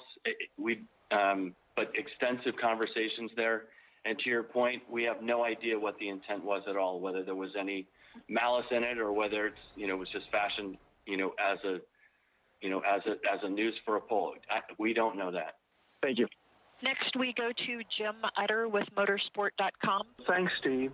Just a question. You went into the timeline of everything that took place that led to the conclusions that that seemed to reach as a general consensus. I was wondering if you, how much you felt the circumstances surrounding the weekend, such as the Confederate flag parade, the plane flying over the speedway the day before, sort of added to a confluence of various circumstances, in addition to what already was going on in the weeks and month prior to the race weekend. Yeah, Jim, I would say it absolutely was a factor in it. I think that being at the racetrack and someone's ability to protest peacefully outside of our facility, we were all for, right? A guy flying overhead in a crop duster with a Confederate flag saying defund NASCAR, and frankly, all the to your point, things that have led up to that, including the banning of the Confederate flag, something that we were enforcing for the first time that weekend. And fortunately, we didn't see any incidents of the Confederate flag on property, and our fans respected that. And, it was a great first step on that thing. But, yeah, were there heightened emotions and, what has gone on, over the past 2.5 weeks in our country and then in our sport? I think it absolutely, was emotionally charged for a lot of people, and I'll include myself in that. And one quick follow-up question in regards to Bubba. As you pointed out, he really, in terms of the discovery of this, had nothing to do with it. Yet, of course, on social media and on across TV and so forth, he's bearing a lot of undeserved negative connotations. I was just wondering if you had a chance to speak with him again since then, and wondered how you thought he was holding out. I have, Jim. I've spoken to Bubba a couple of times. It's I think it's hard. The kind of twists and turns that happened on Tuesday, it was surprising for me. I know it was surprising for Bubba. It was surprising for our entire industry that, we're trying to point towards, solving for what we believe was, it was an alleged hate crime, right? So that's what we were solving for, and then to have it be, hey, this is something that actually was coincidental. That's a very difficult thing to try to get to. But listen, Bubba is a warrior. He's strong. He's resolute in what he thinks is right. I just find it incredibly disturbing, and that there are those that are out there that just feel the need to spread the hate or to spread false things. I don't understand it, Jim. I really don't. Thank you very much, Steve. Next, we go to the line of Bob Pockris with Fox Sports. Yeah, Steve, do you know, is it a functioning noose? Does the knot actually slip? I don't know, Bob. I think that, it's, I saw the picture, and it looked like, obviously it looks like a noose. And I'm no expert on noose. nooses, and I'm sure there are experts out there that would suggest that it functions or it can't function. I just don't know. And NASCAR, obviously owns Talladega, and maybe there haven't been as many events there, obviously because of COVID-19. But do you have any idea how many people have been in the garage and would have potentially have seen that from Monday of the October race this year until Sunday of last week? I'm not sure, Bob. We can follow up on that. I don't know. Okay, and just finally, is there did you get any explanation from people, or do you have any sense of why nobody reported, nobody was startled? I mean, are they just so busy in the garage it just didn't register or anything like that? I'm not sure, Bob. I will go back to the idea that, our industry, all of our employees and our industry broadly, need to go through sensitivity and bias conscious training. I mean, we've got to, it's an important thing to do because I'm sure I'm not sure. Odds are that someone saw it and didn't react negatively to it, right? So we need to make sure that doesn't happen in the future. So we can sweep garages for, nooses, which we will do, but we're not going to, we need to do better as an industry. Thank you. Next, we go to Mike Hembry with USA Today. Hi, Steve. Considering all that's happened and all the things that have been said, will you have additional security at Pocono in general and specifically for Bubba? Yeah, Mike, I think during this entire time, because even before the, kind of the goings on at Talladega, Bubba has put himself out there. And, I know there's been a lot of hate that has been spread his way. Moment, okay? It's very emotional, so there could be tears. It's Get my good important for side. us Junior! to increase his security, and we've done that. We need to keep Bubba safe. We need to keep a member of our family safe. And considering the pushback you're still getting about the flag ban, do you need to be more aggressive about the reasoning behind all that, or do you just kind of let that sit and go where it goes? Yeah, I think here's what I would say, Mike. We've made a statement that we're going to ban the Confederate flag at all our facilities. And when I say all of our facilities, I'm not talking about just the racetracks that we own. But, Marcus Smith at SMI, he's resolute that they will do what is necessary to make sure there are no Confederate flags on their properties. The 3 independent tracks at our top series that we race at, Dover, Pocono, and Indy, they also are very supportive of what we're doing. So we are not going to back off of that policy. It is, we've made the statement, and we're going to follow through to its fullest. So ultimately, when we get back to full grandstands, everyone who walks through the gates or onto our property or one of our or where our races are being held will understand that they will not see the Confederate flag. Thank you. Next, we go to Nate Ryan with NBC Sports. Yes, Steve, I understand what you're saying, that you were unable to determine who tied it or why it was done. But one, do you believe it was a team member who did do this? And two, if so, did you get any rational explanation for why a team member would have tied a knot that way? Yeah, Nate, I really don't know. I could speculate, but it wouldn't do any good. I don't know. And I don't know the intent of what it was as well. So it's hard. And I know that's, we'd like to have complete resolution here and have all the answers, based on the all the video and photographic evidence and, all the interviews we were not able to determine who crafted the news. So I know that's unfulfilling, but there's nothing. I wish there's more we could do, but we can't, and so we've drawn this matter to a close. You also said that you would have added allegedly to your statements Sunday and Monday. You also said in those statements Sunday and Monday that a heinous act had been committed, presumably meaning last weekend, before it was confirmed by the FBI that no hate crime was committed this past weekend. Do you have any regrets about saying that a heinous act had been committed before it could be fully vetted that didn't occur last weekend? Well, I think, to your point, Nate, if we had said alleged, yes, I think, I'll go back to the emotion of the moment. And, I'll take responsibility for that. And should we have, toned that message down slightly? Maybe we should have. And I'll take responsibility for that.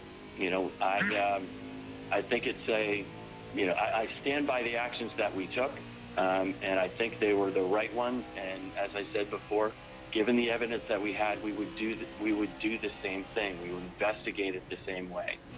If it comes to where we need to craft a statement differently, and I need to take a little less emotion out of it, that's something I'll do. I'll take responsibility for that. Thank you, Chief. I do want to say a quick close, because I think it's important. I want to reiterate something. I want to thank Bubba Wallace and everyone at Richard Petty Motorsports. Specifically thank Bubba for his leadership over this past 3 weeks. Bubba has done nothing but represent this sport with courage, class, and dignity. And he stood tall for what he believes in. And we all need to stand with him. I know I'm going to. And, as we pivot now and look forward to racing this weekend at Pocono, I think it's important to, make sure that we are getting back to, something that helps people take incredible comfort and enjoy so much, which is our racing. And that's what we need to try to get back and doing. And we had a phenomenal race at Talladega with a ton of emotion, and we're looking forward to getting to this quadruple weekend of racing in Pocono, and I just want to thank everyone for their support and for their time today. NASCAR President Steve Phelps speaking with the media via teleconference earlier today. Let's take a quick break. When we come back, Ricky Craven. The Morning Drive. At the line, it is Ryan Blaney. Earnhardt takes the lead. And Earnhardt takes the checkered flag. Where's he going? I don't know. Hey, he's going hunting.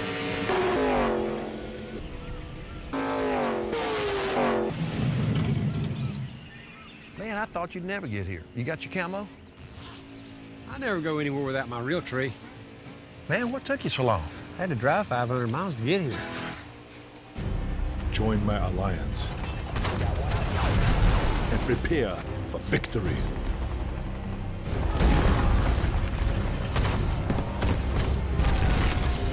Bring in the heavy artillery.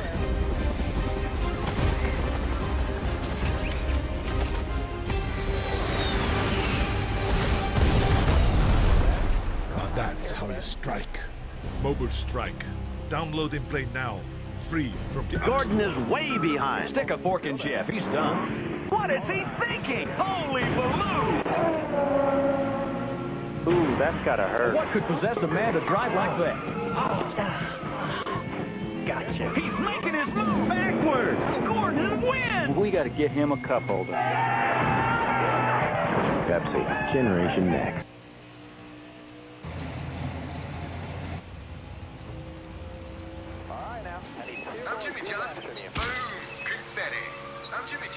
Jimmy, customers love the new paint color.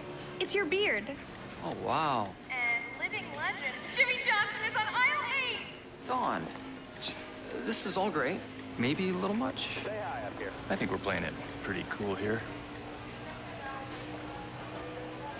I'm Jimmy Johnson. Boom, confetti.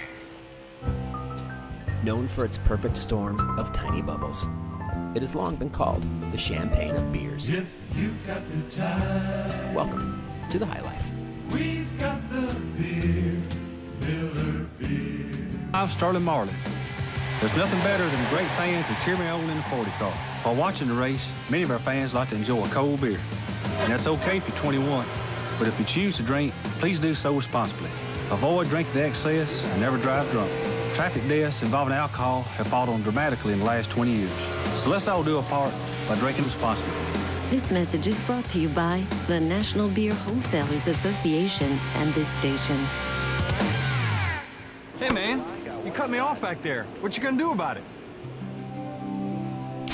Oh, man. Can you feel it?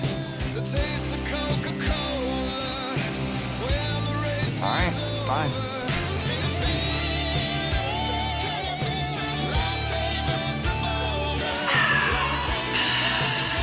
Are we good? We're good. People know me as Dale Earnhardt Jr. race car driver, but there's more to me than that.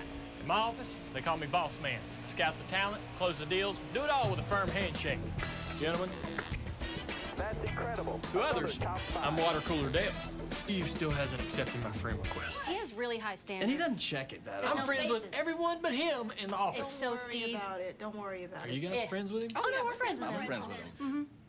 No. For protecting my small business and more, Nationwide is on your side. By 7/1,000ths of a second. Todd Gordon, race-winning crew chief from the Geico 500. He's just cool and collected, and I think that works really well for speedway racing. We got shuffled back to, fourth or fifth there because we didn't get a push in that last start. He didn't panic. He just worked on getting back forward, and, we got back up to the front. The Morning Drive. Weekdays, 7 to 11 a.m. Eastern. SiriusXM NASCAR Radio, Channel 90. For protection when leaving the home, the CDC now recommends everyone wear masks for trips to public places. But finding a comfortable, effective, and available solution hasn't been easy. Until now. Introducing Easy Masks, made in the USA at a family-run hosiery mill with over 100 years of experience. Unlike standard cloth masks, Easy Masks features an innovative two-layer design allowing for replaceable filter inserts and enhanced filtration. There's also a lightweight, adjustable nose bridge that ensures the perfect seal around the nose and cheekbones. Specially designed with just the right amount of stretch and the trim and ear loops to fit snugly but gently. Easy Mask gives you all-day security, comfort, and breathability. And they're washable for long-term use and sanitation. Don't take chances. Get the mask you can trust, made in the USA and shipped the next day. Easy Masks offers convenient 2-packs as well as designer colors to choose from. Check out our special limited-time offer today at GetEasyMask.com. That's GetEasyMask.com. Ever dreamed of turning your passion for interior decorating and design into your own business, but didn't know how to get started? With a Decorating Den Interiors franchise, that dream can be a reality. Decorating Den Interiors provides training, business support, and tremendous buying power with over 100 different wholesale supplier accounts. What could be more fitting? Will give you the confidence and What could be tools more to turn your special? passion into a rewarding business with the flexibility of working from your home. Visit decoratingden.com to learn more. Franchise offered by Prospectus only. If you run a business like me, you need to be concerned about your employees' health and safety online and off. I'm George Kurtz, CEO of CrowdStrike, one of the world's leading cybersecurity providers, protecting PCs, servers, and the cloud. And we have $1 million warranty to back it up. Criminals are trying to profit off this pandemic, spreading malware, ransomware, stealing data. We're in the business of stopping these things, and we're offering a limited time program to help protect companies like yours. Find out more today at crowdstrike.com/XM. Terms and conditions apply. Kurt Busch winning the Great American Race. Hey, it's Kurt Busch. Catch Sirius XM. Gentlemen, or pull up your favorite shows anytime on demand with the Sirius XM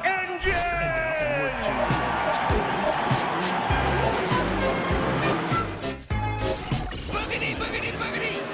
Let's go racing today, boys. All right, then. It's morphin' time. Dragon Force. Everybody, let's get into it. Get stoned. All right, then. Back on your Thursday edition of SiriusXM Speedway. I'm Dave Booty. We're going to the hotline now for our weekly get-together with FS1 NASCAR analyst extraordinaire Ricky Craven. What's going on, my friend? Hey, Mr. Moody, how are you? I'm well. It's, man, what a week. But, man, what a year. I guess 2020 in general would probably qualify. I'm interested in your take on everything that's gone down since we talked 7 days ago. I think that, it's proven to us as if we didn't already know that whether we like it or not, NASCAR is, in fact, part of a bigger world out there, huh? Well, it sure is. And we're aware of that. It's consumed our lives, both you and I, and it's by definition an environment that is very competitive.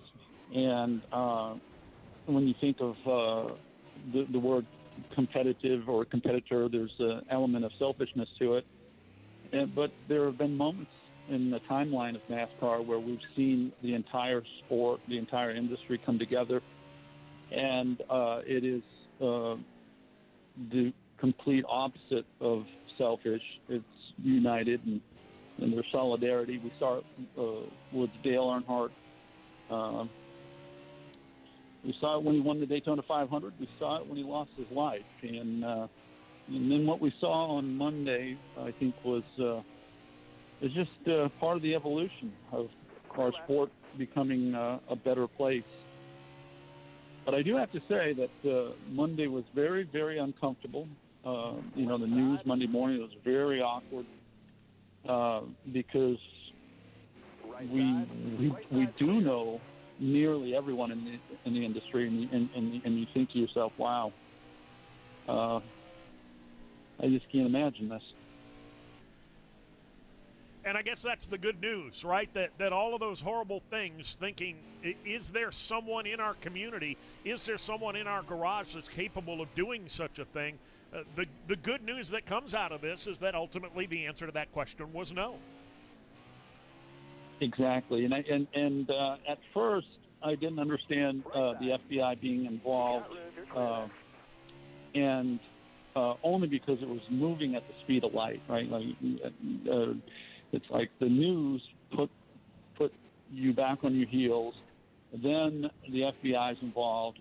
24 hours later, it was the complete opposite for me. It was like, wow, it's fascinating that the FBI can come in and be that efficient and conclude what they shared. And then today's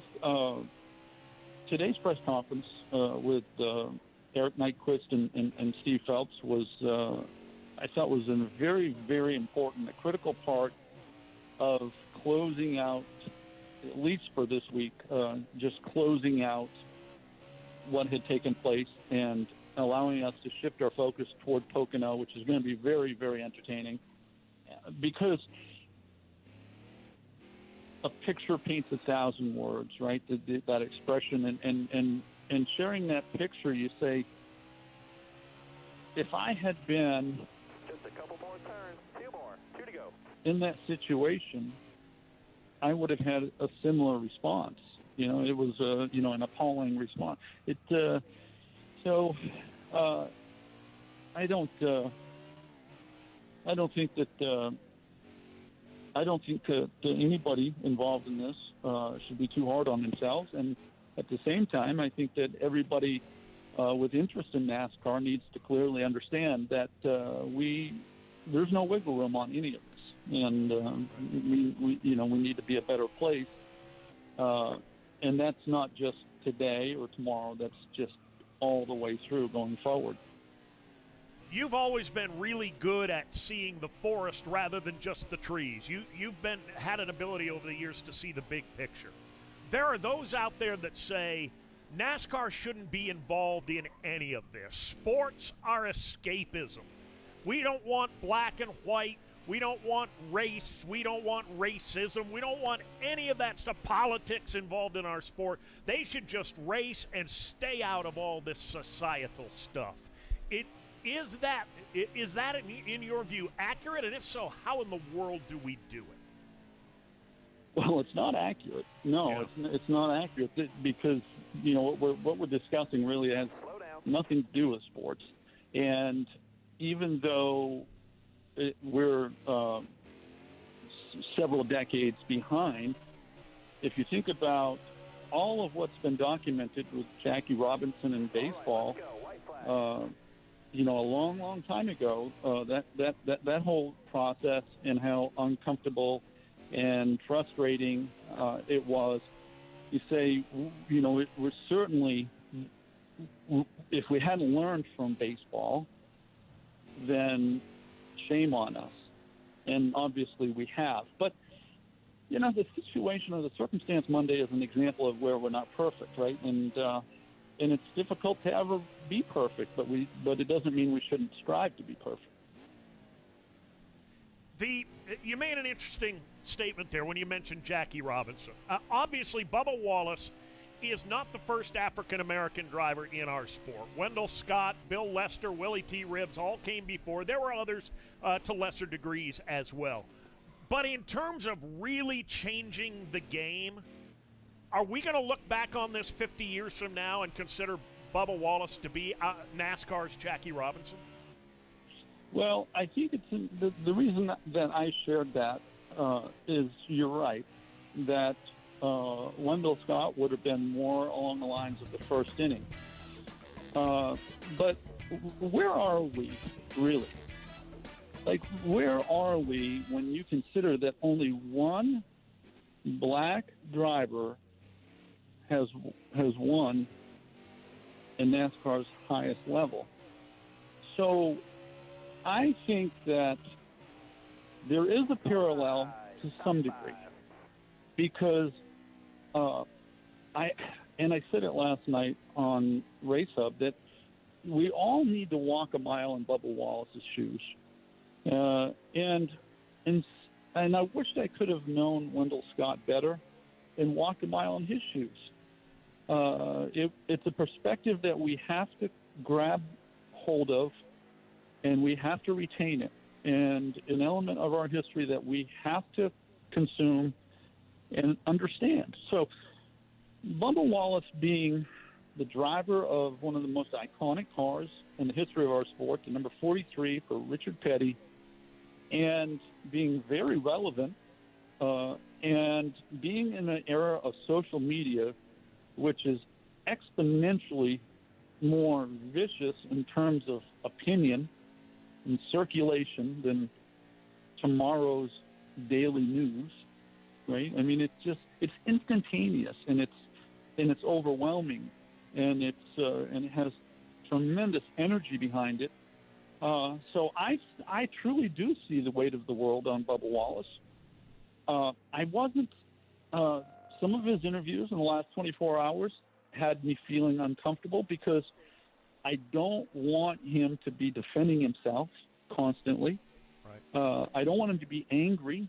He should be angry, but I don't want him to come across angry, because I want people to see him as among the most mentally galvanized and strong human beings that we've ever seen, you know, and some of that just comes from within. I think back to all the difficult days, and we all have had them, but your composure is critical, and by and large, he's done a great job. But I just can't imagine, the weight that he feels. I appreciate the time and the insight, as always. Always a unique perspective, and one that we value every single week. We'll do it again next time. Thank you, as always. Dave, one last thing very quickly is that let's not lose sight, and it's something that's important to me, because I believe in Bubba Wallace. I can't wait, and I mean this. I'm very, very eager to raise both arms above my head when he wins a NASCAR Cup Series race. And that is at the core of this for me, because, I won a Cup race. I know how it changed my life. And at the very core, Bubba Wallace signed on to all this to win a Cup race. I know how drivers think, and he worked hard to get here. And I just can't wait to celebrate with the rest of the sport when that happens. Amen. It'll be a fun day. Thanks, pal. Much appreciated. We'll talk to you next week. Thank you, Dave. Ricky Craven, FS1 NASCAR analyst, every week, right here. I am the one, back with a full-throttled roar. Oh, look at Kyle Busch out there. Yeah, he is all over the track. I mean, what has gotten into him today? Oh, that cannot be good. Oh, unbelievable. Whoa, look out. Wait a minute. Is Kyle in reverse? Yeah, you don't see that every day. Okay, that is bad driving. Oh, this is not like Kyle at all. Are we winning? I thought you were looking. M&M's makes race day more fun. What is Kyle thinking? What do you think of Mike Wallace and the Geico Toyota? Whatever. He's out there selling car insurance. I'm out there to win. Isn't he your cousin? I didn't say I wouldn't go fishing with the man. All I'm saying is, if he comes near me, I'll put him in the wall. You don't even race in the series. Listen, go-kart track, grocery store, those remote-controlled boats, when it comes to Mike Wallace, story ends with me putting him in the wall.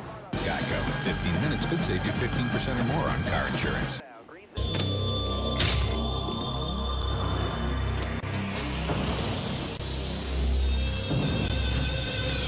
When this guy steps on it, you better hold on.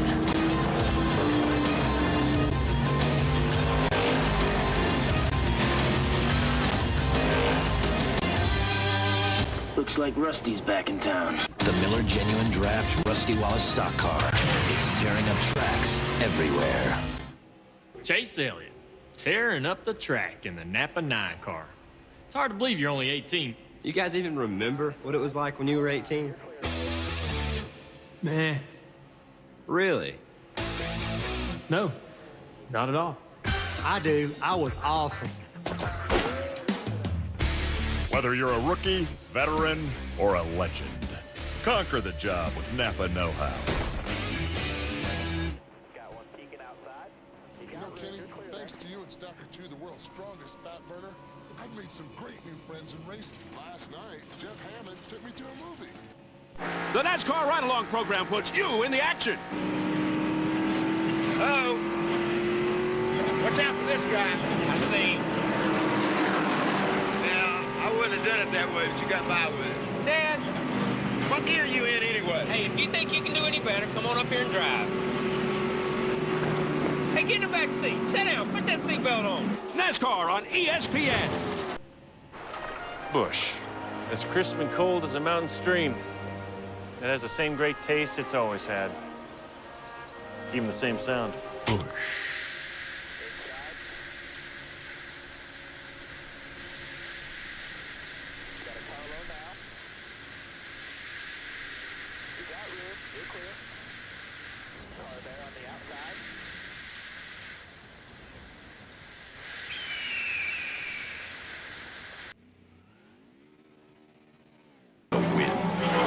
Going into the last lap, there's no better place to be than in second. Then, if you slingshot at just the right moment, you could be the winner. Winning. It's a part of men like Richard Petty. And that winning spirit has helped Union 76 fuel more winners than anyone else. And winning quality rides with you every time you ride out of a Union 76 station. Go with the spirit. The winning spirit. Spirit of 76. I think how lucky I am to be a NASCAR Winston Cup driver, and how fortunate I am to have a great sponsor like Napa Auto Parts, because Napa understands quality and value, and the importance of having a friendly, knowledgeable staff. And it's at times like this, looking around at the empty grandstands and listening to the silence of pit road, that I realize I'm at the wrong track. I've got the car. I've got the team. And I've got the drive. I'm off to a great start. McDonald's has everything under the sun to get your day off to a great start. Hot, fluffy biscuits, scrumptious Egg McMuffin sandwiches, and griddle fresh hotcakes. You know, when you get off to a great start, there's just no telling how far you can go.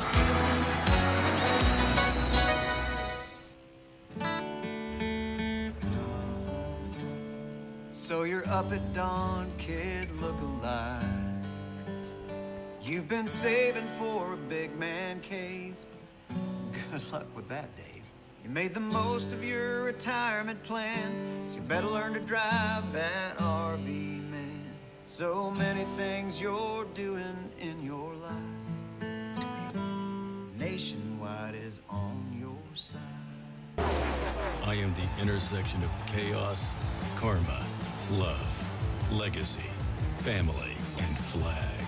Back with one thunderous return. I am ready for you if you are ready for me. I am NASCAR. The NASCAR Cup Series on Fox and FS1. Brought to you by Busch Beer. Joy and struggle. Sophistication and strength. Passion and intelligence. Got your cover pickup order, Chase? All right, thanks. Hey! Chase Elliott! Nice car. Thanks. You got horses? No, What's your horsepower? Do you even know what horsepower is? You even know what a second row is? I got one. Sometimes I sleep back here when the wife and I are fighting. You know what a cup holder is? I got 6. All filled with dew. That's pretty cool. Yeah. Check this out. Sliding doors. Wow. You don't even have one door. Doorless. You got me. Grab Mountain Dew Do Night with Kroger pickup or delivery. Collect all 50 specially... Free refills, free blocks of cheese, and free battery tests. We offer free testing because we don't sell people parts they don't need. With our help, you can always fix your car with confidence. Hoods up, America. Here we go. Get in the zone, AutoZone. Explore the diversity and influence of African-American artists. Every day God is great, it's amazing.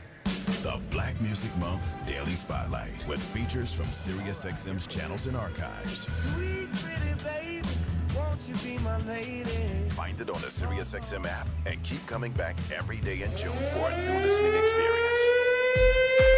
If you run a business like me, you need to be concerned about your employees' health and safety, online and off.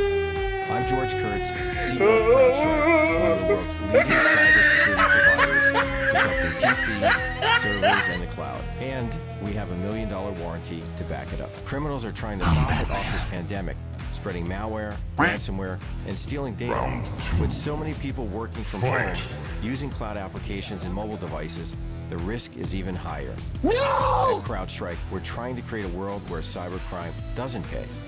We're offering a limited time, free program to help businesses like yours reduce risk and stop breaches. There's a reason why so many of the world's top companies trust us to keep them safe. Find out more today at crowdstrike.com/XM. That's crowdstrike.com/XM. Shut up! Have you been denied credit? Are you paying high interest rates because of a low credit score? Join the thousands of people who've relied on creditrepair.com to help them build their credit score. I want to get my first What could be more special? Get a used car. You got it! You got it! You got it! You got it! For over 15 years, we've helped thousands with their search for solutions to credit issues. We communicate with you, your creditors, and the credit bureaus with a unique approach designed to remove items like late payments, collections. Okay, everyone, that's going to wrap it up here for today. Man, I had some fun. Totally raced out, though. Thanks to everyone who came out. I tried to remove the wreckers. But, yeah, thanks once again. Thanks for watching, everyone. It's Landon says, have a good day. Iron Landon. Yeah, you too, man. Nicholas, how you doing? Mark, thanks for coming on out, everyone. Yeah, GG. I am raced out, man. So, you guys have a good night, and we'll catch you guys next time. So long, everyone. Thanks for coming out once again. Thank you, thank you, thank you. So long.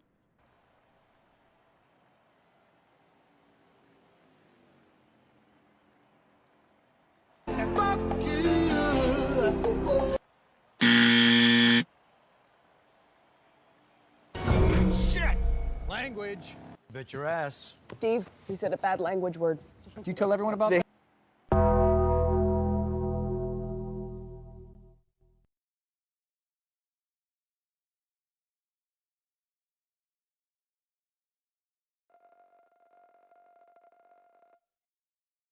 For those 10 seconds or less, I'm free. Go! That man is playing Galaga. Thought we wouldn't notice, but we did.